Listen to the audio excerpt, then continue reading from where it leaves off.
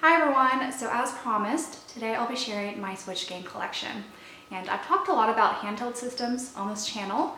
I've shared my 3DS game collection and also talked about collecting for the PS Vita. But I also consider the Switch as part of my handheld game collection, mostly because I do play predominantly on the Switch Lite here. And so similar to my 3DS collection, I will be loosely grouping everything in genres. I have a lot of games to share today, so please excuse any kind of misplacements of some games.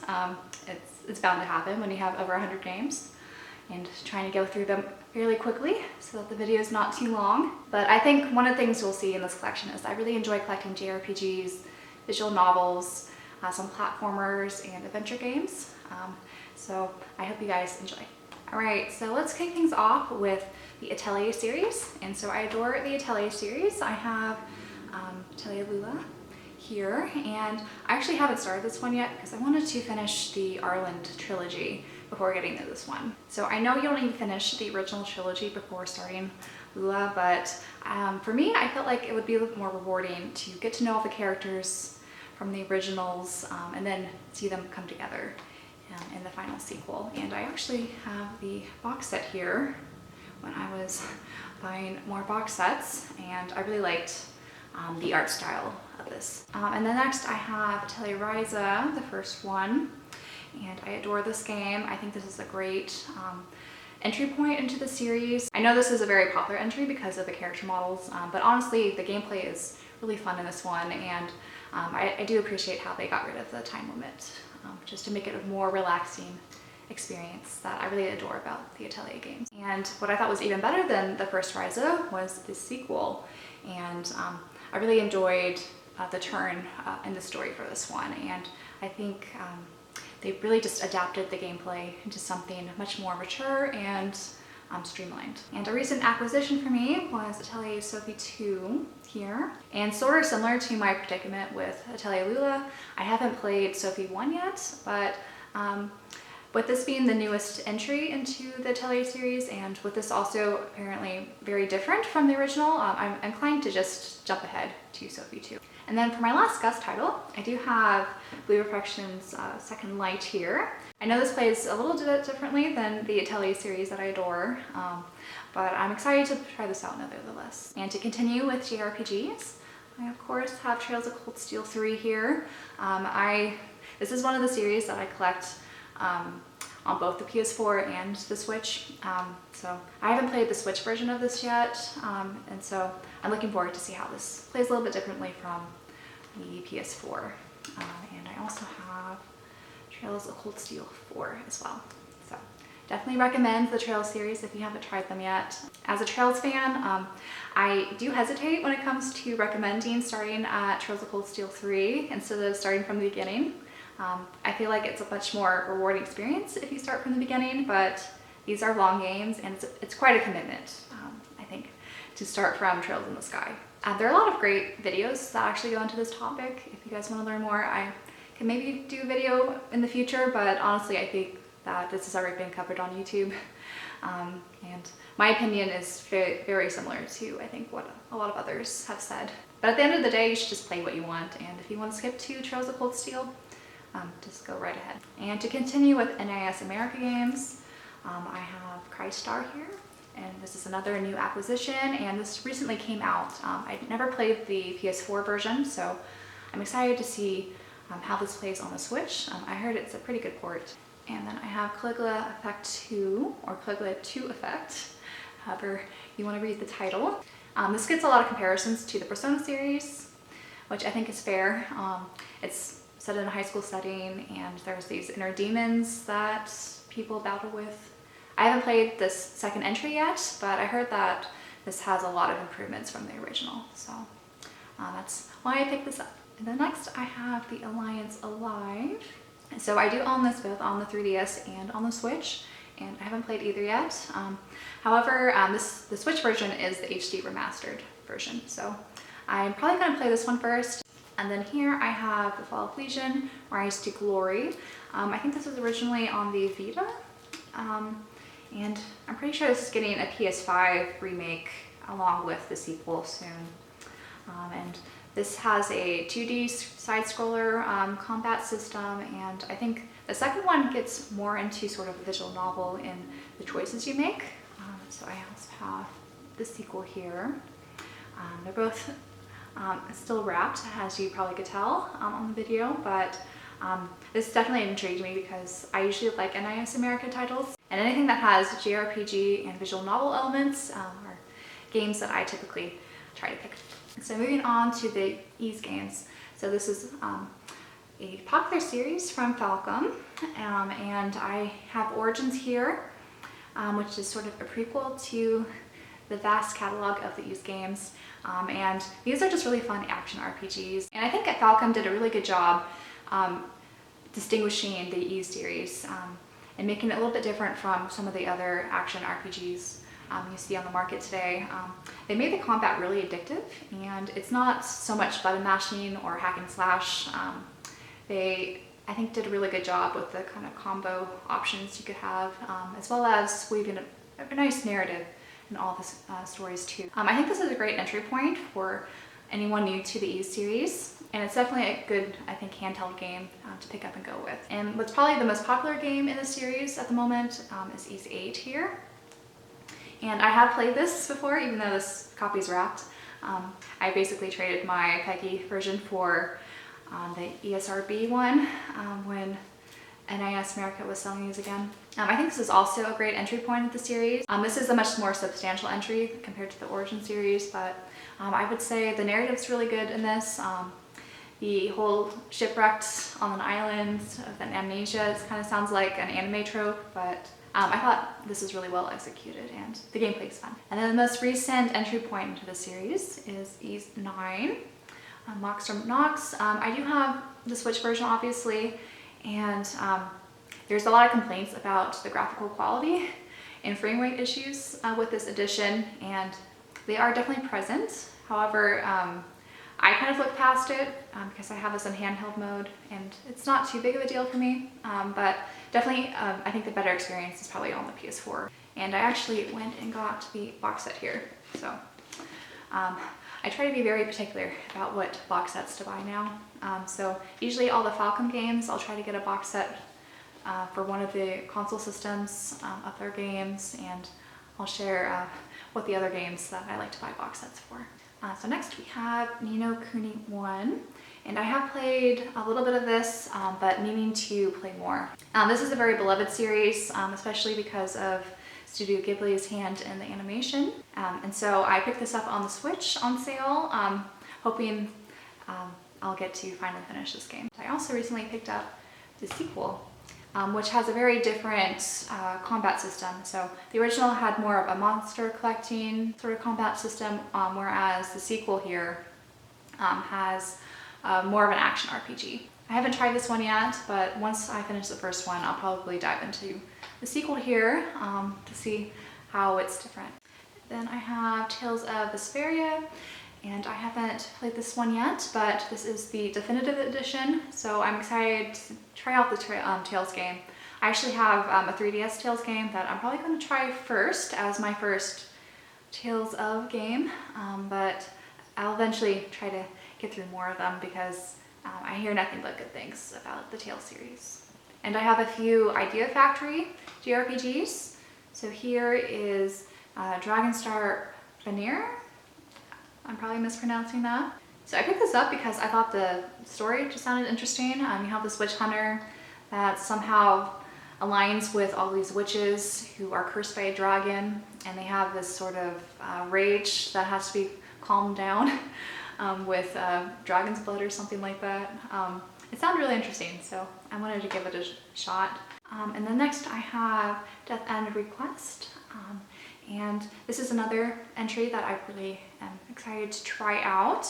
I think this plays similarly, or it's like a spin-off of the Neptunia series that are really popular. So these games are all filled with humor, and from what I understand, you have some game developers that somehow get sucked into their game and they have to find their way out. So premise sounds interesting, and I've heard good things. I also have a sequel here that recently came out on the Switch.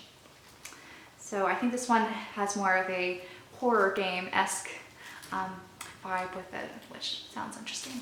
So I have more JRPGs to share. We'll get into now my Square Enix titles. This is a new acquisition, Neo, The World Ends With You, and these games are just so unique that I really want to give them a try. I've heard snippets of the soundtrack and it sounds amazing, and I really like the art style direction they went with this, with sort of the comic panels, and the combat just looks really fun. So very excited about this one. And for the more traditional Square Enix titles, I have Final Fantasy XII here. I have the reversible art showing. So the original Final Fantasy XII is actually the only Final Fantasy game I've beaten, which maybe is a little embarrassing to say. I've tried quite a few other Final Fantasy games and I would get pretty far in, but somehow I just wouldn't finish them up. So I bought this on the Switch intending to try out 12 again and relive some of my PS2 memories because I really enjoyed this game on that system. And I also bought Final Fantasy X and X-2 on the Switch. I tried this on multiple systems. I tried it on the PS2, on the Vita, and I bought this on the Switch hoping I'll get a little bit further in this game. It's a little bit slower paced, I think, and I think I just need to be in the right mood. So someday I'll finally get around to finishing this and understanding why this is a lot of people's favorite Final Fantasy game. And then next I have Octopath Traveler. I played a little bit of this, but I haven't done all the different character routes. But I adore the art style that Square Enix introduced with this game, and I love how they continued with it in Triangle Strategy. And then next I have Bravely Default 2. I'm waiting to finish up the 3DS games before diving into this one. Again, I know this is a case where you don't need to play the originals to play the Switch version, but I'm also like this with books or fantasy novels. I like to start from the beginning, even if the first few books aren't that great, just to get the overall experience. And then here is Dragon Quest XI, the definitive edition. So I really enjoyed this game, especially the first, I would say, 60 hours. It was just really satisfying to have a classic JRPG experience with turn-based combat, and a not too creative story, but a good story, and they just did so many things well. At the end, it was starting to lag a bit for me, and I wanted to move on to the next game, but this is definitely, I think, a high recommendation if you haven't played the Dragon Quest series and looking for where to start. Next we have Trials of Mana, and so this is a remake, I believe, of a classic JRPG, and I'm very curious to see how this plays. I never played the originals, but from some gameplay and reviews I've seen of this game, it seems like a very worthy thing to try out. Alright, so moving on, another series I really like to collect collector's editions for is the Xenoblade series, and Xenoblade Chronicles, the definitive edition, was my first Xenoblade game, and I absolutely adore it. It's, I think, easily in one of my top 5 or so games of all time. One of the things that makes the Xenoblade series just so memorable is sort of the atmosphere. And so I just love traversing through all the landscapes, and there are different levels of monsters that surround you, so you have to kind of traverse carefully, especially in the early parts of the game, and then you could go back and defeat them. It's just very satisfying, and I liked all the characters, and the story is just epic too in this first one. So highly recommend that you play this game if you haven't already. And following Xenoblade 1, I have Xenoblade Chronicles 2 here, and unfortunately I do not have a case. I'm still debating whether or not to get a repo case or not. And I'm also a little sad that I don't have the collector's edition for this, because I really enjoyed the second entry. And while the story wasn't as epic as the first game, I still enjoyed all the characters and story and all the different worlds you could visit in that game. And I'm currently playing through Xenoblade Chronicles 2, Torna Golden Country. And this is, again, has a different combat style. I feel like with the Xenoblade series, they always like to refresh the combat style, and it does take a little getting used to, but once you get into it, it gets much more addicting. I'm in the very early stages of this game, so I'm very excited to see what turn this prequel takes. And I'm also looking forward to the third game coming out later this summer, and I'm gonna try my best to try to get that box set, but we'll see how that goes once it's available for pre-order. But the other franchise that I really like to buy box sets for and collector's items is Fire Emblem. So I have Fire Emblem Three Houses here. This was actually one of the first Switch games I bought, even before I got my Lite system.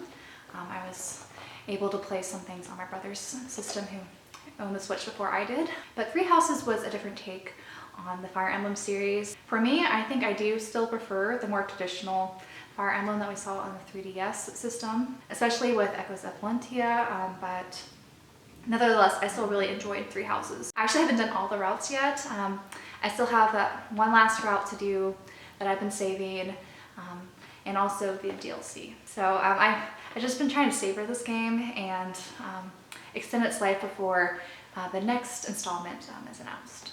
And because I adore the Fire Emblem series so much, I did buy the 30th anniversary set here, and I haven't opened this yet. It does come with a code rather than a physical game, which is a little unfortunate. But yeah, I really want to try out the first entry to this series that I've come to love so much over the years.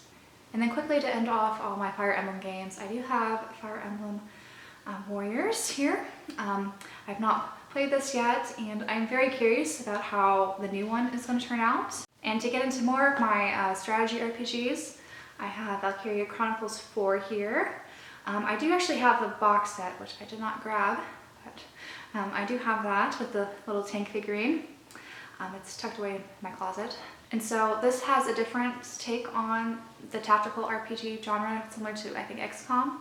And so I'm very curious how this plays, and I have heard nothing but good things about the fourth entry. And I also have the Languisher 1 and 2 remakes that NIS America put out. I actually bought this during their resale earlier this year, so I haven't tried this one yet, but I heard if you enjoy the traditional Fire Emblem games, these are definitely a thing to try. And then I have Wargroove here. This is the Peggy version, but I did reverse the cover. I've been hesitant to try this one because there is a heavy online component that I don't think is running as it used to. Correct me if I'm wrong, if that still has a pretty big community. But yeah, I try to grab all the strategy RPGs I can when I could find them for good prices, since I really do enjoy this genre a lot, which is one of the reasons why I do have the Disgaea series too. So this is the first one.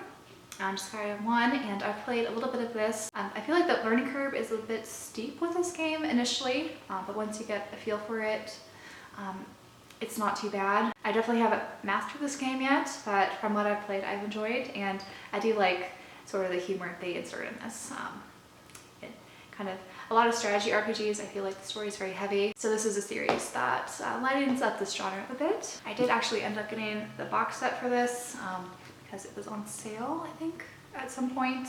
And there's a lot of nice little goodies in here. And I do have Disgaea 4 here, as well as Disgaea 5. I have not picked up 6 yet, mostly because I've heard it's probably the weakest in this series so far, and all these versions that I have right now are complete editions that include the DLC, whereas the 6th entry came out first on the Switch, and they're adding the DLC as a complete addition to other platforms. So I don't know if they'll eventually have a Disgaea 6 complete on the Switch, but I'm kind of doubting it at this point, but you never know. So those are all NIS America games. I also have God Wars 2, another NIS title, and this is on various systems, but I picked it up with the Switch. I heard this is a bit overlooked in this genre, and that the story's not too bad, so someday I'll get around to this one.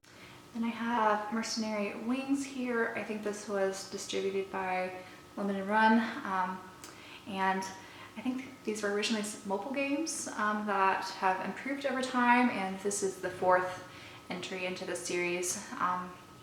So I haven't tried these ones out either. And then finally I have Mario and Rabbids Kingdom Battle. The second one is coming out, I believe, later this year. And this is a really, I think, fun take on the series. It's a very interesting collaboration that was unexpected, but the gameplay is really fun on this. And unlike a lot of these strategy RPGs that I shared, this is a much quicker game to get through. And I think a good entry point too for anyone who hasn't tried strategy RPGs. So this is a game that's on the cheap that I think is definitely worth trying if you're curious about this genre. So at this point, you guys are probably thinking, I collect all the JRPGs available on the Switch, which I would say is not an inaccurate statement. I do try to buy the things I like whenever they're on sale. And that also includes some Atlas games. So I have Shin Megami Tensei 3 here, Nocturne, the HD remaster of the original, I think, PS2 game. This, I heard, is pretty brutally hard and has a very dark atmosphere. I just finished Devil Survivor Overclocked on the 3DS, so I'm very excited to get into the rest of the Shin Megami Tensei world and see how all the other games play. And then I also picked up the Steelbook version for Shin Megami Tensei 5, another game I would love to get into soon. And I've heard from a lot of people that this is a good entry point into the Shin Megami Tensei games, though I think I want to start with Shin Megami Tensei 4 on the 3DS first. And then I have Tokyo Mirage Session Sharp FE Encore. So this was a Wii U port and I had a blast with this game. I think this is a very short to mid-size length of a JRPG that doesn't overstay its welcome. I think I beat this in 40-45 hours and trying to do everything. And I had a lot of fun. It kind of uses two things that I really enjoy. So I really enjoy Japanese music and JRPGs, so bringing these two together in this SMT world I thought was brilliant. If you have the slightest inkling to play this game, I highly recommend it. And then finally for Atlas, I have the Persona 5 Strikers. I still need to finish Persona 5 on the PS4. Don't at me in the comment section. But yeah, I really want to finish Persona 5 Royal on the PS4 before getting to this Musou game, which I've heard the story is actually worth playing through. And then I guess we'll get into my Pokemon games. I do have the expansion pass version for Pokemon Sword. I haven't played the Sword or Shield games yet, and I was waiting to see if they would do a repackaged version, so I'm glad I waited to pick up this since it has the DLC on the cart. I've heard mixed things about these games, and my experience with Pokemon is also mixed. I think they're fun every once in a while, but I'm glad that they're starting to change the formula up a bit. I did pick up, however, Pokemon Diamond, and I did play through this. I never played the original DS version, so I did play this last fall, and I feel like this gets a little bit more hate than it deserves. The chibi art style I thought was fine on the Switch, but I was playing on handheld, so maybe on the TV it's a different experience. But yeah, this is your traditional Pokemon game, so I felt a bit nostalgic while playing it, even though all the characters and some of the Pokemon were new to me. So I did enjoy it for what it was. Lastly, for the monster collecting games, I do have Digimon Cyber Sleuth, the complete edition. And this was my first Digimon game. Growing up, I actually really enjoyed Digimon more than Pokemon when it came to like the anime and just the general franchise. So I was really excited to play this. I've only played the first game in this cheap pack, and I really enjoyed it. And I'm very excited for the new Digimon game coming out this summer. So it's releasing the same day as Xenoblade 3, so I'm not really sure what game we'll be playing first. So to get into some of my simulation games with RPG elements, I do have Sukuna of Rice and Ruin here, and I did get the box set. And I really like how they incorporated the farm sim elements with growing rice on the rice paddies, and how that helps aid the main character when she goes out fighting and things like that. And then next I have Rune Factory 4, the special edition. I adored this game on the 3DS. I've yet to fully play out the Switch version. I did give it a go. I feel like the original 3DS version just really works well on that system. And the Switch port, I think while it is good, it doesn't have that same magic quality that I think just really engrosses you like the 3DS version does. But I haven't played too much on the Switch version, so don't take my word for that. And then I also have Rune Factory 5. I did get the Earthmade edition because I just love the Rune Factory series, and I haven't delved too far into this game yet. I'm just sort of in the early stages still, and I know there's a lot of complaints about performance issues, and they are definitely present, especially I think when you initially boot up the game. and all the cutscenes and things did have very noticeable performance issues. But I think once you get into the game and kind of understand what's going on, you could look past all that. And it doesn't really affect your enjoyment of the game at all, in my opinion. And because I enjoyed the Rune Factory game so much, I've been wanting to try more farm simulators. So I did pick up recently the story of Susan's Friends of Mineral Town. And I've heard this is one of the best in the series, since this is a remake of the original Mineral Town game. So I'm curious to see how receptive I am just to regular farm sim games that don't have the RPG elements that initially drew me to the Rune Factory series. In a similar vein, I do have Stardew Valley for the Switch. I think this is the first print run copy, so this doesn't have the update on the cart, unfortunately. But this is, again, just a quintessential farm sim game that is beloved by so many different people. I have played a little bit of this on the PC, but I really haven't dived enough into this game to form an impression yet, so I was hoping to replay this on the Switch and starting over a town and seeing how it goes. And because I enjoyed the Dragon Quest series so much, I also picked up Dragon Quest Builders 2, and I haven't played through this game yet. I heard the story mode is fun, and the building mechanics, you could do a lot of creative things with it. So I think when I'm in the mood to do one of those building sort of games, I'll definitely be booting this one up. And next up, of course, I need to talk about the Zelda games. So I do have The Legend of Zelda Link's Awakening here, and I actually bought the box set art book, the Dreamers edition. And I've talked about this in some of my other videos, but I really adore top-down Zelda titles. And this was the first time I played Link's Awakening, and I really enjoyed it. I liked all the claymation sort of animations and the sort of dreamy experience that is, I would say, an essential part of this game. And this was just a very nostalgic experience for me, bringing me back to all the other top-down Zelda games that I enjoyed playing in the past. And this goes without saying that Breath of the Wild is also an amazing game. This has surpassed my love for all the top-down Zelda titles, and is now my favorite Zelda game of all time. But yeah, what could I say that not everyone else has said about this game? It's amazing.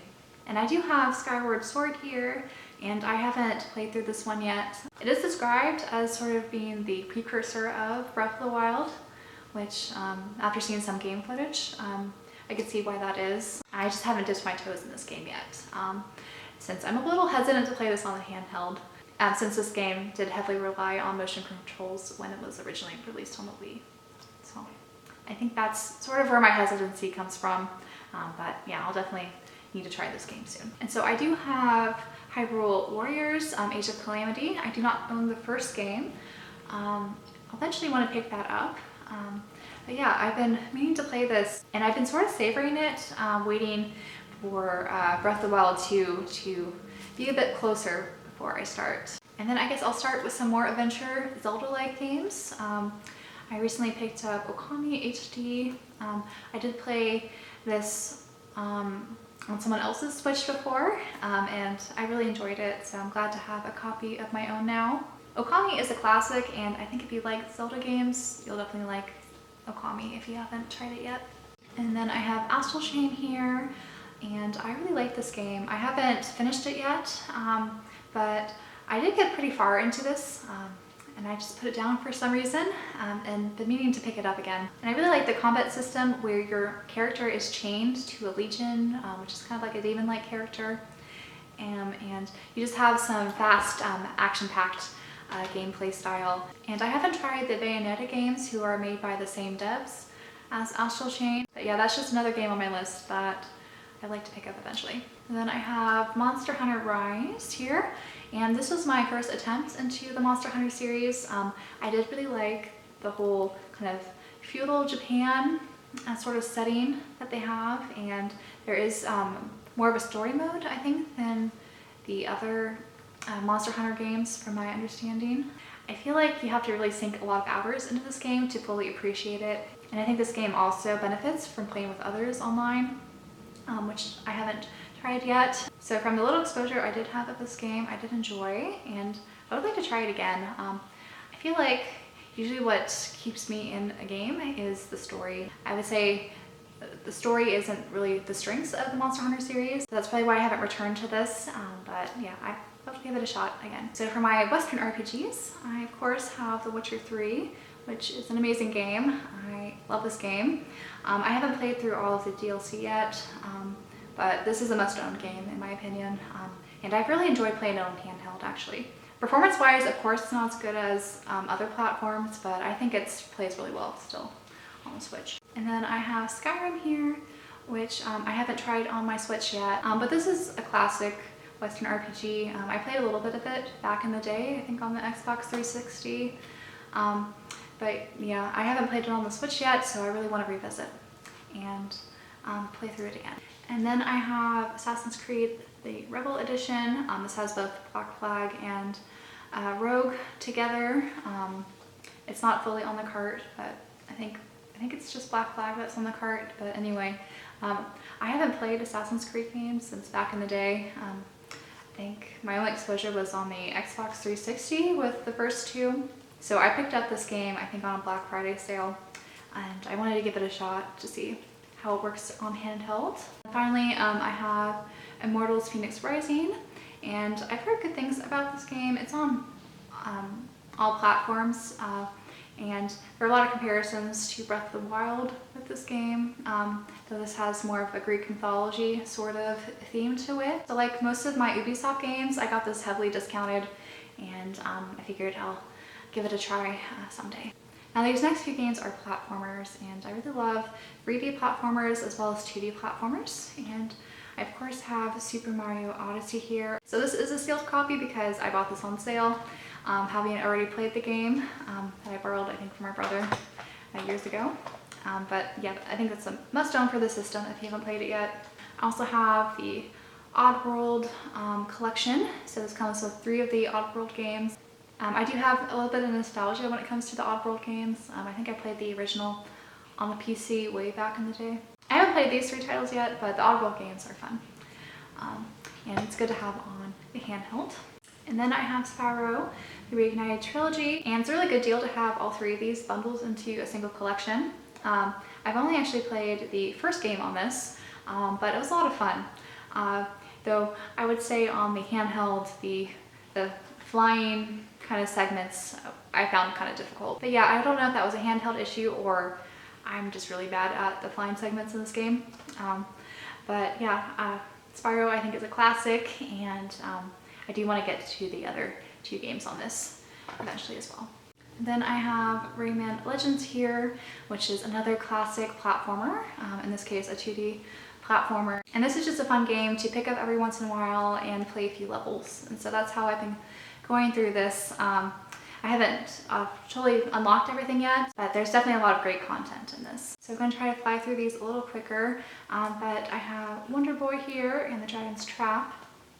And this is another 2D side scroller with some kind of action combat. So this is heavily inspired by the Wonder Boy series, which I haven't played yet, but it looks like a fun 2D side scroller. And I also have Wonder Boy and Asha in Monster World.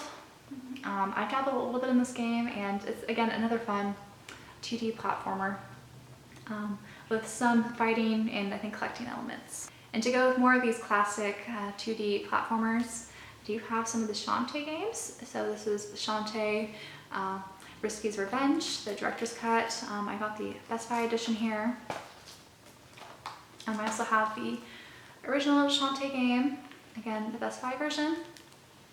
And I also imported Shantae and the 7 Sirens from Japan, since I did miss out on the Best Buy version when that was available.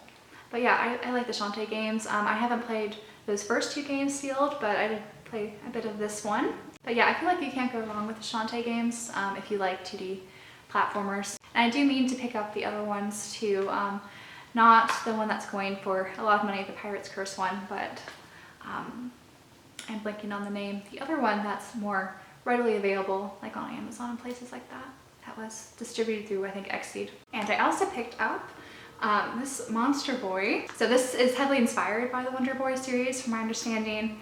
and I've heard really good things about this game. I'll admit that I did jump on this knowing that the regular edition is really hard to find, and I really wanted to own this game physically since it just seemed like a game I would enjoy. Another box set I bought was this Ori collection. I did get this from I Am 8-Bit during the second release of this collector's edition. This is a great Metroidvania type game, and I played the first one, and I just really like the aesthetics, and it's very calming, but there are parts where the difficulty does spike a bit. But overall, it's a great, I think, Metroidvania-like game. Next, I'm going to dive into some indie games that I picked up. This first one is Crosscode that I got for Christmas this past year, actually, and this just reminds me of top-down Zelda games, so I'm excited to play that one. And then I have Cat Quest 1 and 2, and these are just so fun and lighthearted. I really like playing them after a long RPG, actually, so definitely recommend this. In the second game, you could also do co-op if you wanted to as well, which I think added a nice new dynamic to this little collection. And then I have Owlboy here, which I think is another sort of Metroidvania-like game. And I've heard nothing but praises for this, and I really do like the art style that they went with. So it's another one on my backlog. And during the NIS America sale, they did have this game on sale. So this is Imawari, the Long Night collection. So it's 2 games in 1. And so these are sort of adventure-like horror games that I'm excited to try as well. And I have Manifold Garden here, which is sort of a puzzle game with architecture, and it's really fun. I do have the I Am 8-Bit version. I think their exclusive version comes with this special card that you can open it up, and it has sort of that origami-like dimension that you sometimes see in greeting cards, and it's pretty cool. Another nice relaxing game, I think. And we have Hades here, which is a very popular indie title, and it's great. I really enjoyed this game. This is my first rogue-like game that I played, but just everything from the music, the atmosphere, the characters, the character design. It's a very addictive experience, and I highly recommend it even for those who don't really like roguelike games. There's a lot of great content in here. And then we have Spiritfarer here, which is a nice management system-like game that I really enjoyed. I know it's usually referred to as a cozy game, which it does, I think, have cozy elements, but there is an overall somber theme because it does deal with death and grieving. But yeah, this is a great game. I did experience a few performance issues that I don't know have been patched out since I played this, but this is overall a great and touching game that I recommend. And then we have Gris here, and this is a beautiful sort of just adventure platform-like game. And the art alone, I think, is just beautiful. It's just a great experience. And this also has a sort of heavy theme in that it, in a way, describes depression and how the game kind of flows through, but it's just a great experience that I think is very satisfying. And then we have Untitled Goose Game, another fun indie. And this one you play as a goose and you kind of disrupt this cute little English town. This is another very popular indie game, and I think for good reason. As a puzzle game, there are some weird choices in some of the parts where it's not totally obvious what you need to do to proceed. But overall, I think it's a very charming experience that is a must play. Then I have some Nicholas titles too. This is Cave Story. I got it with the alternative cover since I liked it more. It doesn't come with the goodies, I don't think, inside. But I've heard nothing but praise for Cave Story, so one of these days I will experience it. I also picked up Remy Lore here, which I'm pretty sure plays like one of those top-down Diablo games, just with cute magical girls. So very curious about this one as well. Alright, so the final genre that I'll be sharing today are visual novels, which is another reason why I love the Switch so much. So quickly I'm going to go through some of my Otome games, which are romance visual novels.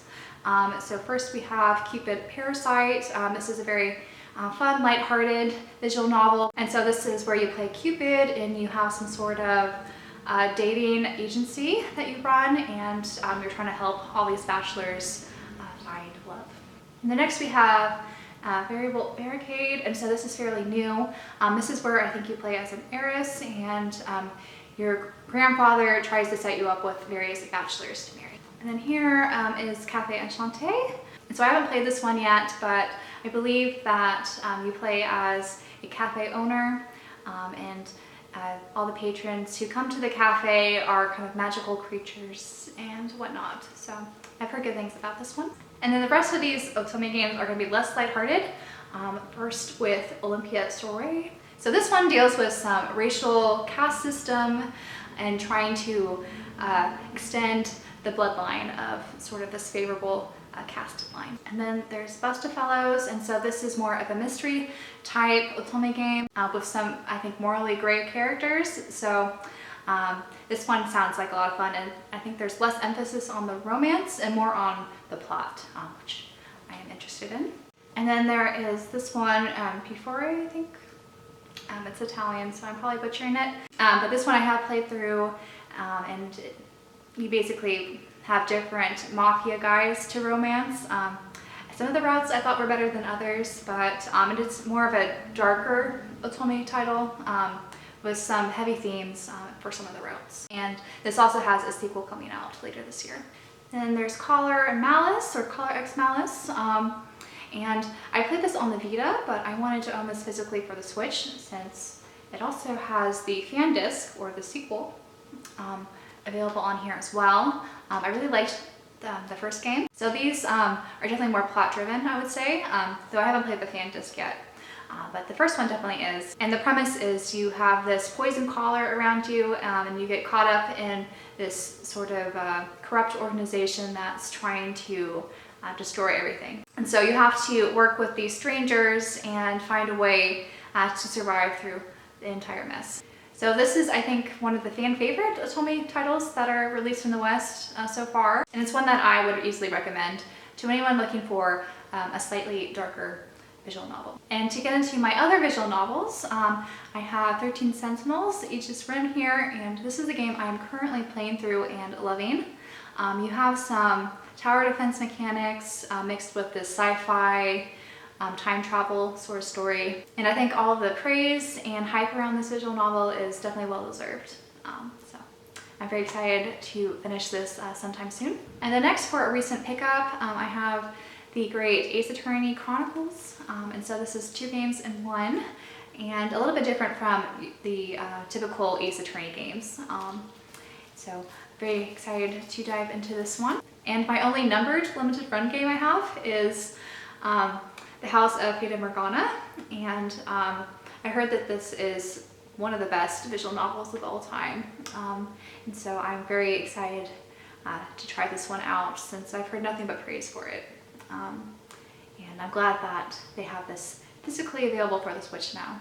And then another dark visual novel-like experience is the Danganronpa Decadence package here. I had played the first Danganronpa game on Steam a while ago, and I really enjoyed it, so I'm really happy to have this now as a collection on the Switch, and I'm very excited to try out the other games. And then next I have the AI Insomnia Files, and this is another great visual novel experience with puzzle elements, and the sequel's coming out very soon actually.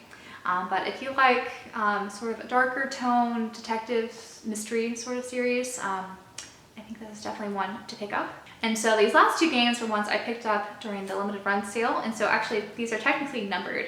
I just didn't get like a trading card or order these on pre-order. But I have To the Moon here, which is a nice short little experience that I'm looking forward to playing through. I heard the story is very memorable. And then I also have Valhalla, which is a cyberpunk bartending game. So it has visual novel-like elements in that as well, with bartending simulation.